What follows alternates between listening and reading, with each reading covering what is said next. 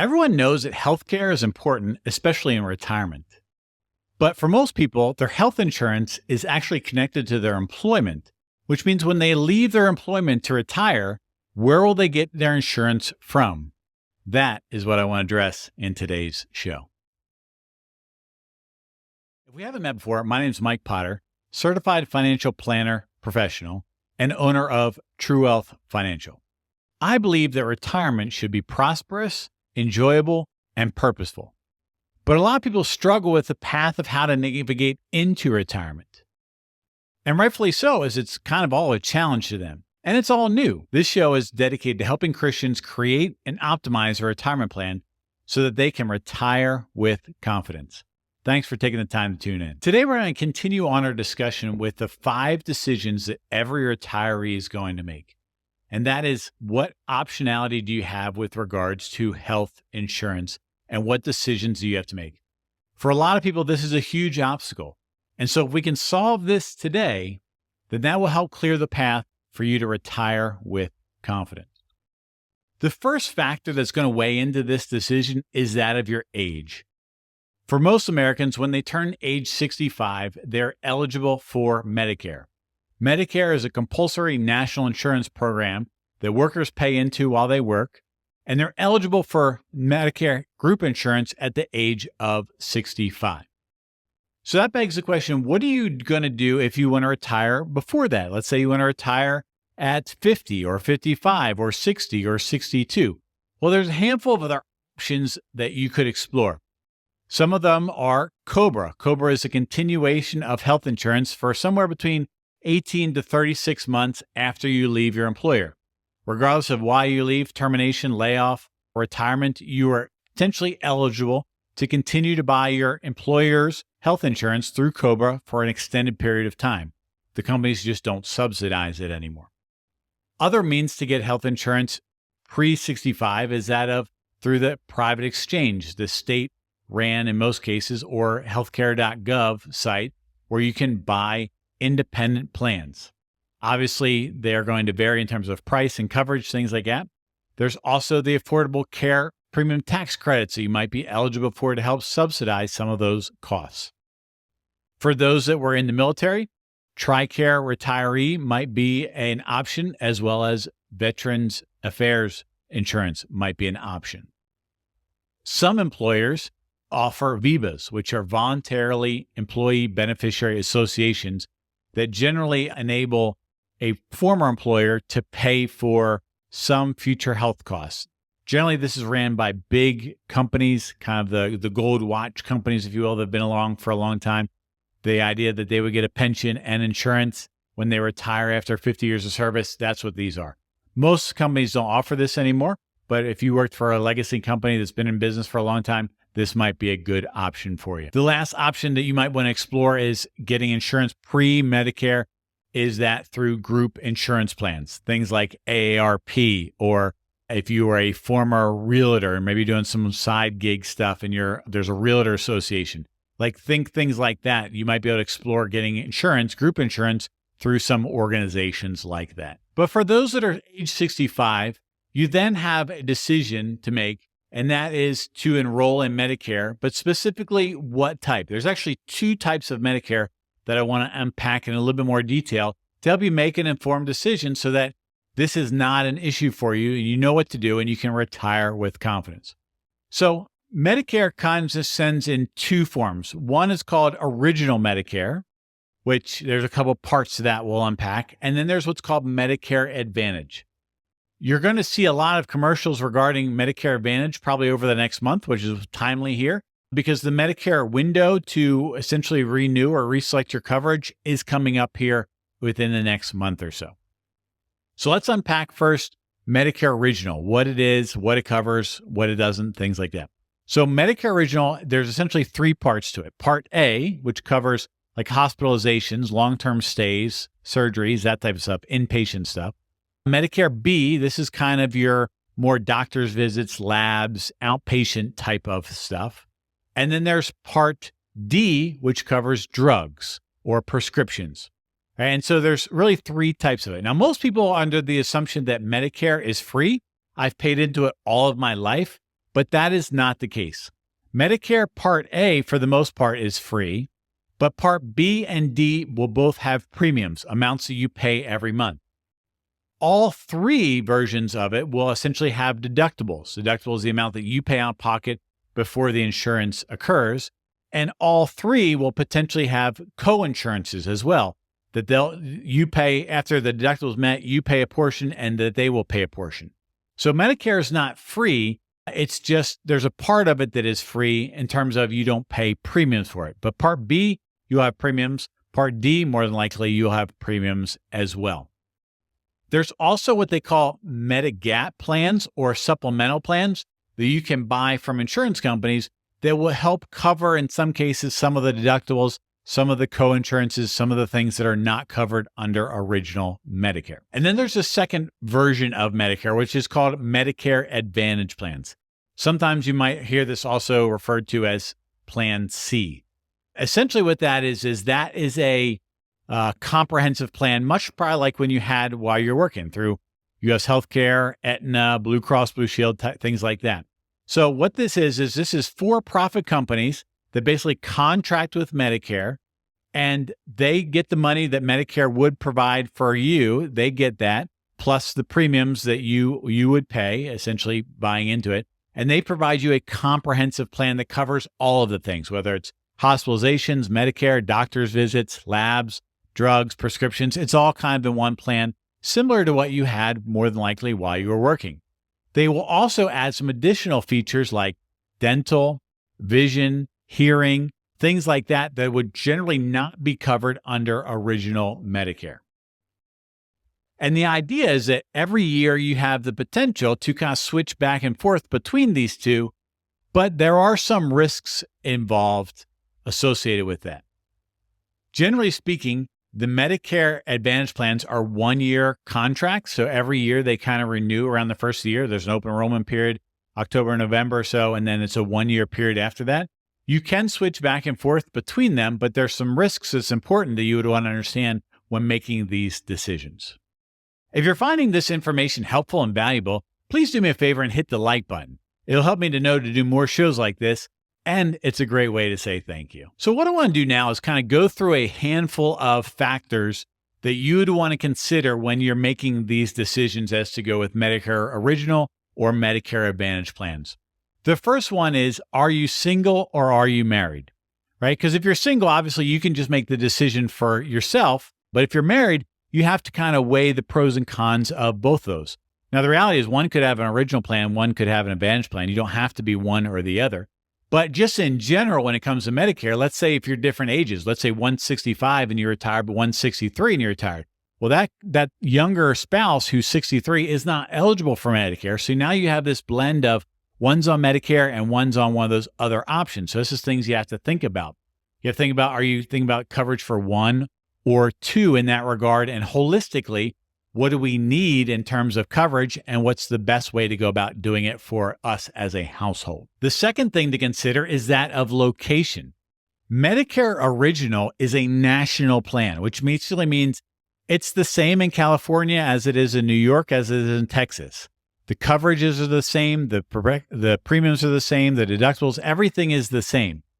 The advantage plans are more state specific, again, kind of like what you're used to. So a plan that's for Maryland might not be suitable for someone in Arkansas or someone in North Dakota, right? So you have to vary things like that out.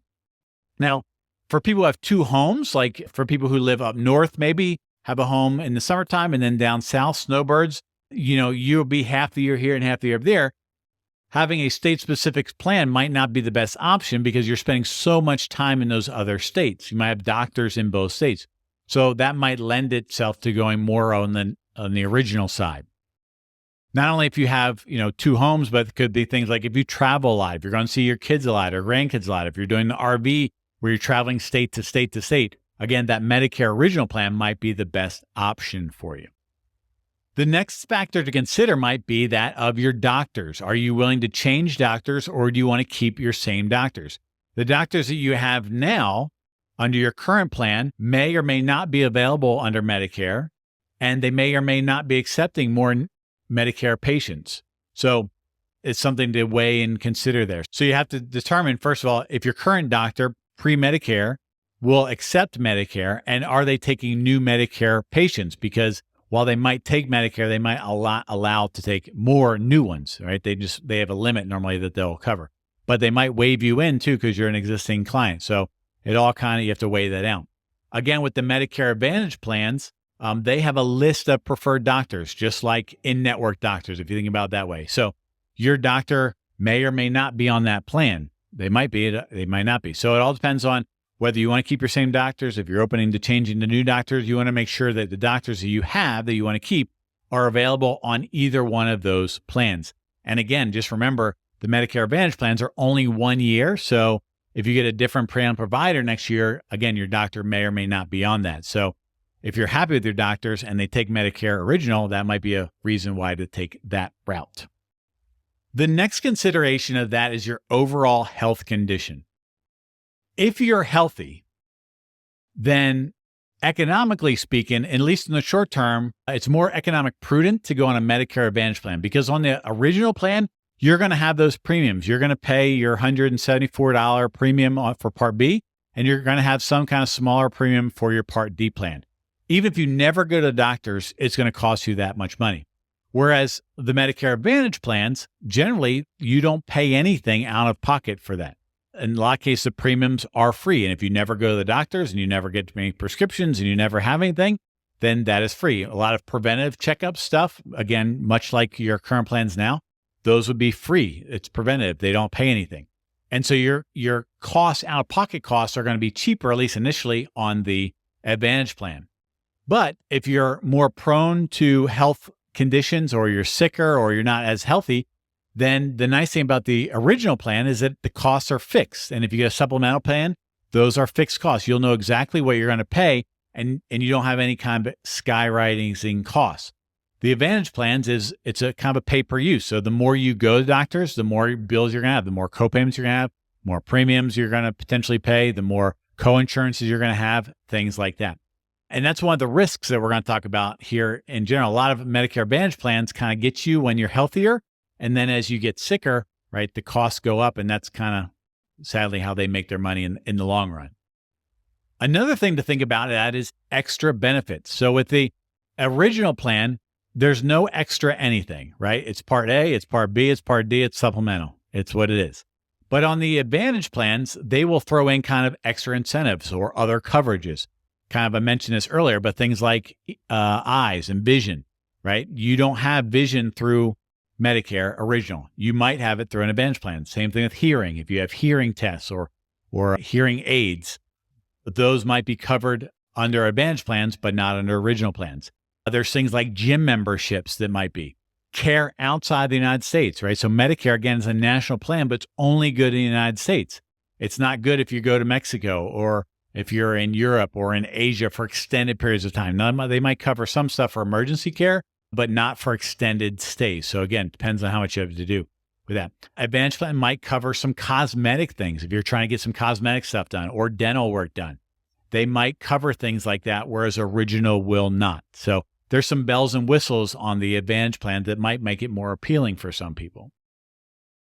The next thing to consider is complexity factor, right? The Original part, there's a handful of different plans. There's 4 parts essentially to Original: A, B, D, and then a supplemental. So it's a little confusing, and you have different forms for different things and different carriers, and it's a little bit confusing, whereas the Advantage plan is kind of all in one. So that's kind of nicer, right? But, like a lot of times with convenience comes some trade-offs that you may or may not be aware of, but there is a complexity factor of things to consider there.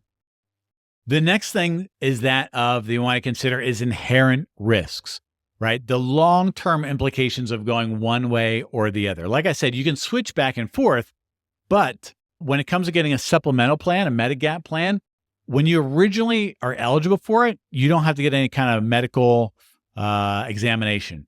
But after that, you might not be able to get a Medigap plan. And so that's a big risk that you have to weigh into consideration. The Medicare Advantage plans, again, are only 1 year kind of term contracts. So that's the way to think about it. And what will happen a lot of times is you'll have one and you'll get something in the mail saying, we're discontinuing this plan and we're offering you this plan. And it might not be the same thing you sign up for many, many years ago. Same thing with all of those drug plans on both sides are 1-year contracts. So you're going to have that anyway. But the original plan, the benefits are the same. They don't change, right? It covers what it covers. It doesn't change.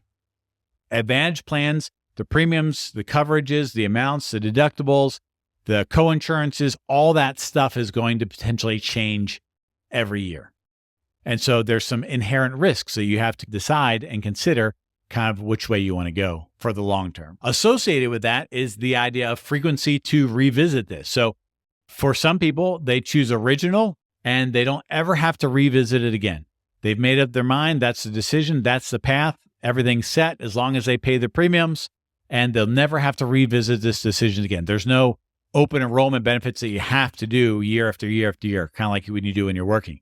But if you go on the Advantage side, you're going to have to kind of revisit this, maybe not every year, but every couple of years, you're going to have to revisit these decisions, pick plans, go through doctors, making sure that they're on the new things and in network and stuff like that.